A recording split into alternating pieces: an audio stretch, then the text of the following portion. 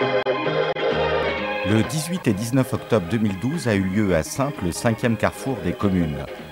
L'occasion pour Jean-Luc Plé de présenter une nouvelle fois ses créations à un large public et de retrouver les nombreux responsables politiques qui lui ont déjà fait confiance. Et je continue de monter les marches, leur gonfler des ballons, c'est la fête, c'est du bonheur. Car il n'est pas novice dans la création de ronds-points. De Senon à Trizé, en passant par Archiac et Saint-Georges de Guidonne, il a même été demandé jusqu'en Guyane pour réaliser les chaînes brisées. Symbole fort et sensible, reconnu unanimement comme une réussite.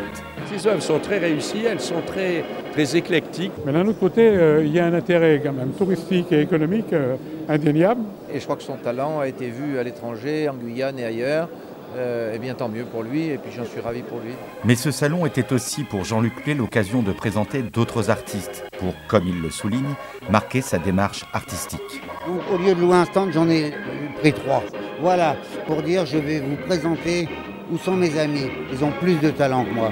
Et c'est grâce à mes amis qu'aujourd'hui, nous avons une présence ici. Jean-Luc Plé est un artiste dans l'âme et il faut faire la promotion des artistes.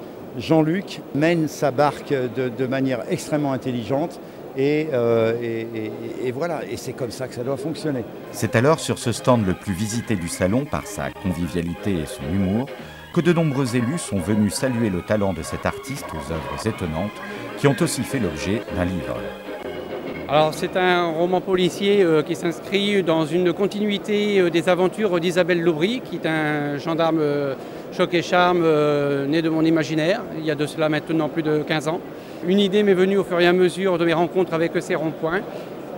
Comme j'ai déjà un passé d'auteur de romans policiers, je me suis dit pourquoi pas asseoir une trame criminelle. Donc tous ces ronds-points qui figurent dans ce fascicule ont un rapport direct, bien évidemment, avec la trame de l'histoire. Gagné par son désir de parler de lui tout en parlant des autres, il n'aura pas oublié de mettre en avant Dominique Palabry qui a refait spécialement en peinture un plan des Tontons Flingueurs. Dominique Bussereau, président du Conseil général de Charente-Maritime, a quant à lui particulièrement apprécié, avouant même qu'il connaissait le film par cœur. Je mets en avant mes amis artistes.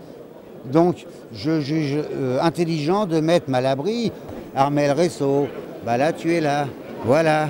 Il y a Jean Meyer, une déclinaison de Soulage, mais avec un talent bien différent. Nous avons des sculptures de compagnons, Sylvain Roux.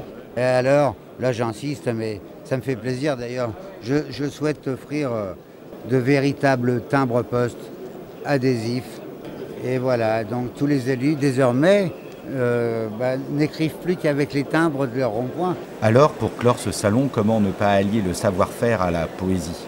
Et Jean-Luc Plé a pensé à tout, même à enneiger son stand, comme pour rendre mieux la singularité de son univers. Et ce ne sont pas les Tontons Flingueurs qui me démentiront.